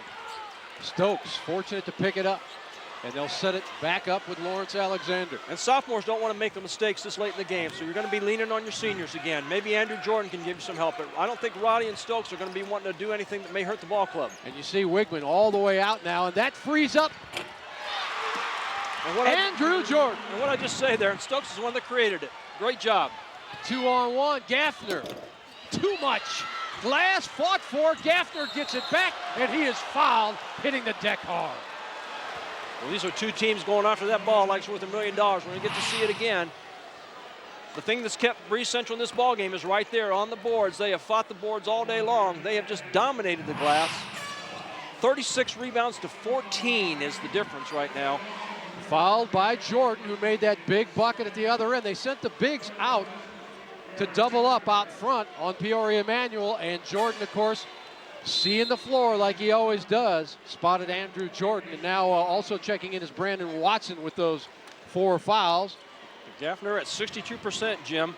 He was the MVP at the Modern Day tournament, though, so he's played in some big games, but only 62% for the year. Averages 12 a contest. Gotta have it. Shooters roll. 2:04 remaining, as you can see. Thanks for joining us on the IHSA television network. The #1 team in the state coming up next in Hales Franciscan against Robinson and their 7-foot heading to the University of Illinois recruit. I'd be very surprised if Breese Central did not come back in their zone right now as well. Those are big throws right there. They've gotten some mileage out of this zone, and they really can't guard Manuel man-to-man, and now they're extending it. 1-2-2 3/4 court, but it'll be soft pressure. They won't trap out of this. Of course, a lot of folks, you know, if you're the casual fan, you want to see two teams that have been going at it all game. You like to think that overtime is fair game, but if you're a coach, you're not thinking OT. You just hate to see one of these two teams lose this ball game. They've played their hearts out. Neither team has played particularly well, though. Farmer in the game along the baseline. Watson along the baseline. They're matching up now, Jim, going to man-to-man. Marvin Jordan has Grapperhouse on him. Marvin just playing a little bit out there. Wants Grapperhouse to make a move so he can get his angle. There it is. Grapperhouse finding Lawrence, but Lawrence will say no. Notice who's touching the ball here in the last 30 seconds. Just Jordan and Alexander. That's it. Right. Ooh. Jumping out on defense. Still only the 6th foul, so Manuel's going to have to inbound the ball. David Wigman knew that. He took the chance to poke it away. No. It's only 6. The officials correct. Breese Central's going to take a timeout right now, Jim. They'll have 2 left. Manuel has 2 left. Wow, 33-31. Manuel, if you're just joining us, started out with their hair on fire, scored the first 7 points of the game, looked like they were going to run away, forcing Breese Central into turnover after turnover, yet somehow Central, and I'll tell you how, with that size inside and the rebounding ability, that's kept them alive. You know, the thing is that Breese Central's, the way they lost the game is turnovers, but the way they've won the game is to get back on the boards. And as you see, the first games today, we got Salt Fork against Sessa-Valier for the championship tomorrow afternoon. It should be a great game. Now, if I'm Coach Booth, I'm going to make Alexander and I'm going to make Jordan be my guys. I'm going to make them do the penetrations, etc. But Stokes has proven that he can penetrate into this defense. I think that Coach Eagleson's going to have to come out of man-to-man. If he doesn't, I think Manuel's going to try to salt this thing away. Alexander, almost an 80% free throw shooter. Jordan right at 70%. But you have some other guys you can foul. You know, Stokes is just average, and Jordan and Watson are 56 and 57, respectively. Now look at this guy right there. I tell you what, I have so much respect for both of these coaches, but I tell you, I watched Peoria Manuel shoot yesterday. They didn't talk. They took their cell phones away from their kids. It was a business trip down here, and as we said, Coach Booth learned from Coach Van Syop. And they stayed in a hotel last night because he wanted that mindset. He didn't want them going home and getting on the Wii or whatever they were going to do. Absolutely. And again, you saw one of the assistant coaches there, Fred Lee, Ron Ingram, David Williams, Willie Coleman, all helping out. Head coach Derek Booth for Peoria Manuel. Willie Coleman, quite a player in his day. Still holds the record for most steals in a championship game. Had 7 against Thornton Harvey. Peoria Manuel with 13 trophies already. They're going to get another one here, but they want the one. They've won 5 state titles. Farmer out front, Grapper House, trying to make him give it up. Alexander is double teamed and almost lost it. And look at that control and a foul. They're not looking to go to the basket, but they got a good man on the line right now with Alexander. 79%. He was in a little trouble there for just a second, but his athleticism and his dribbling ability got him out. It's an interesting, again, Jim, that the only 2 guys that touched it on that possession were Marvin and Lawrence. You can't really blame that strategy, can you, Randy? No, not at all. 4 for 4 from the line. That stat on the right is huge, but this is a 1 in bonus. Garrett Gaffner checked back in for Stan Eagleson and Breese Central. Now the next foul Manuel commits, Jim, Breese will shoot 2. Alexander, so cool. Man, he's only 18 years old. He looked like he was a 15-year NBA vet with that release. Well, some young people say, uh-oh, this is a very tense time. Some young people say, this is what I was born to do. This is where I want to be. Composed is a good adjective for this guy. And he wants to be at the free throw line with his team up now by 4. Alexander the Great so far. Gaffner leads, gets. Not over yet. Another timeout, Breese Central. Boy, Garrett Gaffner took it right at Watson, who's playing with 4 fouls, and again, a 2-point lead. Watson would have trouble guarding him on his best day, but with 4 fouls, as you said, he had to lay off of him. Now, Coach Eagleson here is going to try to get the ball out of the hands of Jordan and Alexander. He has to do that. He has to double team or whatever he has to do, and as soon as someone else touches the ball, they got to put him on the line because it's 1 in bonus. A huge stat, like we said earlier, though, if Manuel commits a foul at the other end, 2 foul shots now for Breese Central. Stan Eagleson, his 24th year at Breese Central. You know what I like about that huddle, too? Look at those players. They're looking him in the eye. Every one of those players is looking him right in the eye, and they're listening to everything he has to say. Very calm, mild-mannered guy, but an excellent X&O guy. Yeah, some coaches, they kind of wear their heart on their sleeve. Other coaches learn as they go along. The calmer I am, the calmer my team will be. Absolutely. They feed off the coach, Jim. A very good point. Now look at these guys, too, in the huddle. I just like that. This is the part of the game I really miss, where players look at you and say, look, we buy into you, we trust you. Take us through these last 58 seconds, Coach. And remember, Peoria Manuel just a few days ago was in a similar huddle with less than 20 seconds left, setting up a play that eventually tied the super sectional game against Winnebago on the 3 by that young man, Lawrence Alexander. He's going to be taking the ball out of bounds. He will be able to run the baseline. This is going to be soft pressure, but it will be man-to-man. Coach Eagleson shifting his defense, wants to get the right matchups. And that's money in the bank right there. Marvin Jones and Alexander know each other oh so well. Now you can foul Stokes. I think he could be a man to foul. And he does get fouled. Good play. David Wigman with the personal foul, but a good foul. You can hear the Breeze bench say, good foul, David. Absolutely.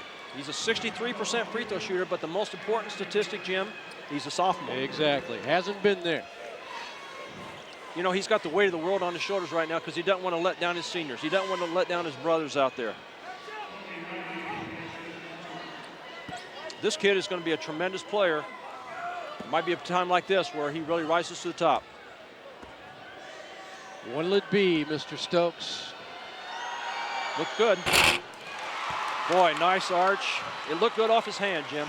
Stokes with the stroke. Can he make it a two-possession game? That's the question now. Manuel shooting 81% from the line in this game. Sophomore, good. Wow. Guts of a burglar. You don't think the seniors appreciated that? Oh. Shear in a hurry, made a bad pass, and Manuel's got it. And Jordan might just eat it. Let's see. He is bumped, but maintains possession, and a foul. Breeze may have been done in by what did them in early, and that is turning the ball over. And right now, Gaffner's limping off the court, and that's not good. No, we don't like that. Right ankle, he's not touching it. And it looked like a foul down here to me. We'll see this again. Oh, let's see how he lands. Hard to tell. When Manuel takes the ball down the floor, Jordan takes it right into pressure here. You'll see it, and it looked like a lot of contact. Oh, he got hit from behind on the right ankle and turned it a little bit. Oh, my goodness. It was Jacoby Rohde who came in to play defense from behind. And, boy, that's just a tough way. You know, this is the best that ankle's going to feel, too, for about 24 hours right now because it's warm. And Gaffner, of course, a senior. It's not how he wants to end it. Jordan Cooley gets it up to Stokes. And Stokes says, well, I've already been there once in pressure situation. Why not again? But a good foul again. I still put him on the line, even though he hit two before. I don't want Jordan and I don't want Alexander on the line. I think a good foul, but that is 4 on Shear. Roddy checking back in. Landis Farmer out. Boy, it is tense in here. Boy, it sure is. A lot of folks here, folks. Manuel does not want to foul from the middle lane block either if this one falls short. Blocking out. Wigman trying to get that block out, and he does. So did Book on the other side. Stan has one timeout. If they score, he will use it. He will use a timeout here. He frees himself up and gets the two. Wow. Coast to coast for David Wigman, the senior. And with 21.3, a 2-point game. Watch him go, Roger. Why not take it? Why not take it? You're the all-time leading scorer in Breese Central history, and a great call by Coach Eagleson to stop the clock. And Manuel went for the steal, and then once they didn't get that, they kind of had to let him go. And again, it's a matter of can you make the clutch free throw. They made 4 in a row. Now, one huge difference right now, too, is that Breese Central has committed 9 fouls, and they will shoot 2. Manuel, both teams will shoot 2 here. Breese has never led in this ball game. 37-35. They've been within 1, but has never led. Now, who do you foul? You put Stokes back on the line since you just missed one down at the other end? Well, we saw Alexander go to the line. That was money. We've seen Stokes go to the line, but again, he doesn't have the credentials as far as being an 80% free throw shooter like his teammate Lawrence Alexander. You see some of the Ram fans there. Now, you just wonder if Coach Booth will have a big man take the ball out of bounds because he doesn't want one of those big guys to touch it. To get your best free throw shooters on the floor. I tell you what, this has been a great game, hasn't it, Jim? And neither team, as you see, no timeouts for Breese Central. Manuel does have 2, though, so if they can't get the ball in bounds, I'm sure Coach Booth will let him know we have a timeout left. Let's go to Lee Hall quickly, Lee. All right, Coach Eagleson going to face guard everything here and try and force a trap, guys. And he reminded his guys, he said, we don't have to foul immediately, and don't foul 31 and 33 if you can avoid it. Yeah, you got 2 sophomores in there now. You got Farmer in there and Stokes. For Manuel, they go up top and they throw it away. Almost an over and back. Here they come. 2-point game. Driving. Putting it up and going to the free throw line will be Blake Norenbergs. He could tie this game up. And I think that's 5 on Watson now. He's going to leave the ball game. That's 5. Nornberg's has got tremendous jumping ability, but only a 53, let me say that again, 53% free throw shooter. I was a coach who always dealt with averages, dealt with the percentages. I'm sure that, I'll tell you, this kid right here, just a junior, probably 17 years old, statewide television audience and 11,000 people in the arena. And his brother Kyle, who played, of course, for Breese Central, looking on. It'll be a 2-shot foul. The biggest free throw of his very young life is in the air, and it's no good. It's all right. You know what? He didn't go short on it. Now he's got to right himself and get it to a 1-point ball game. Because that's the idea, Roger. Keep it to a 1-possession game. Now Wiegman coming back in the ball game. And a timeout, Peoria Emanuel. Okay. Wiegman will be in the ball game when we come back. Nobody wants to give this thing up, especially that man who has been so close but getting knocked off in quarterfinals over and over again. Now this year they make it to Peoria and obviously get at least a 4th place trophy, but 4th doesn't sound too good right now, Roger. This is the part of the game now that I love, because I like to be in the huddles. I like to see what they're saying here. Coach Eagleson right there is telling his kids, now look, we're going to make this free throw. He's telling his kid right now, we're going to make it. But he says, this is what we have to do. We have to go for a steal, maybe trap, and if they get out of that trap, then you foul. They're not going to foul right away like Lee said earlier, but I do think they're going to try to trap them and steal it, and they can't set those traps with those big bodies that they've got. Now, Coach Booth is saying to Stokes, look, that's okay. You're still my man. You're all right. But they've got to get the ball in the hands of Alexander. They have to get the ball in the hands of Jordan. And remember, if you have trouble inbounding, you still have a timeout Exactly. left. And I'm sure Derek Booth is saying, hey, don't risk a pass. If it's not clear, call timeout. We'll come back, talk it over again. And they can run the baseline. So that's huge for Peoria Emanuel. The lead was 7 at the half. It was 17-10. Things have picked up offensively in the second half as Breese closed to within 1 at one point, trying to get back there again with the junior, Blake Norenbergs. Now, don't think if he doesn't miss this that Breese won't be crashing these boards hard. I would if I was Breese Central, because they have proven that they have just dominated down at that end. Wiegman and Book, they're the inside men for Breese Central. Up. Oh, yeah. And it's a 1-point game.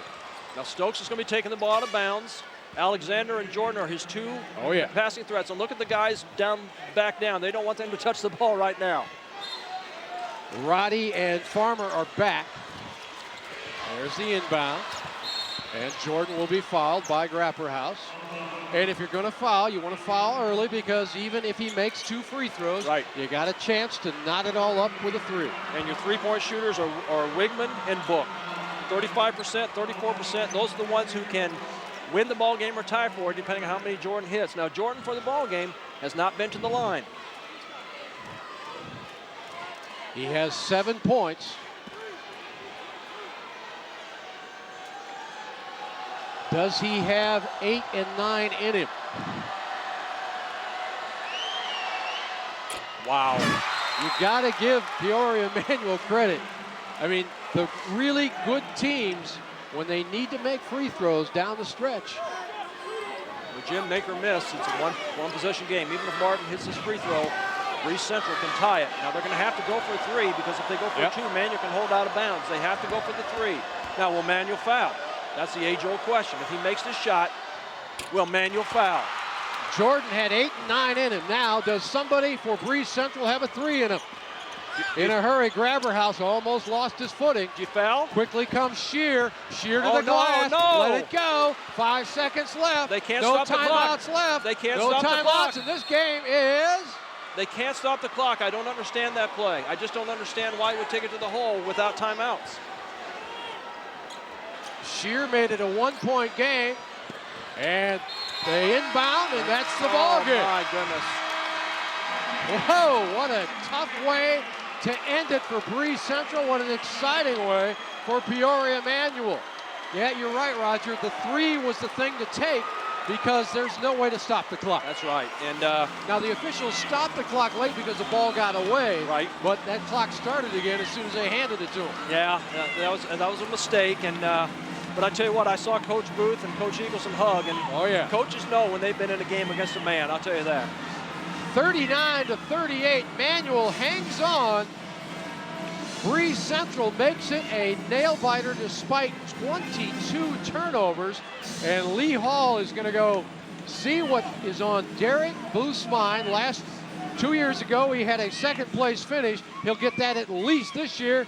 Let's go, Lee. All right, Jim, thanks a lot. Boy, that was right down to the wire, my friend, and you guys made some clutch free throws when they needed them, including a sophomore. Yeah, we made some big free throws. We've been relying on our sophomores quite a bit this year. Breeze is a very good ball club, well coached, disciplined. You know, they play to their strengths, and they cause us a lot of problems. It's a reason why we missed a lot of shots tonight. You know, those guys are deceptive. They defend well. I got to take my hats off to them. They played us tough, and it was everything we thought they'd be. It was a great ball club. Back in the state championship game, second time in 3 years. Yeah, well, we dodged the bullet today. You know, and right now you just want to survive. I'm still saying, woo. You know, so I think about tomorrow in about 5 minutes. All right, buddy. Good luck to you. All right, Lawrence Alexander is our Country Financial Player of the Game. 16 points tonight. That was they gave you about all you wanted, didn't they? Yeah, they did. Tell me what they did that made this game so tough for you guys. On the defensive end, it was real long, so it's hard for us to get our shots up. They blocked some of our shots, so we have to jack up some shots. The last couple of games have been pretty tough on you guys, but you're able to come through. Tell me about that Mid-State 6 schedule you guys play and how much that helps prepare you for nights like tonight. It helps us a lot because they tough teams and they come out, help us prepare for stuff like this. So we have to get the ball in clutch situation and make our free throws. Playing for a state championship tomorrow night. Congratulations. All right, Lawrence Alexander, our Country Financial Player of the Game for Peoria Manual as they go to the state championship game. Gentlemen. And they still haven't lost to a two-way team yet this year. And tomorrow night, they'll be up against another one. We'll see whether it, of course, is Hales Franciscan or Robinson.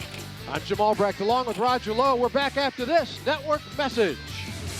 Let's take a look at the stats brought to you by Menards. Save big money at Menards. These are the final stats in what was a dandy of a semifinal game, Roger. There were some flaws, but I think the defense just kind of set the tone, and then the heart pretty much set the stage in the second half. Yeah, you're just so sorry that one team had to lose the basketball game. Breeze did a much better job in the second half taking care of the basketball, but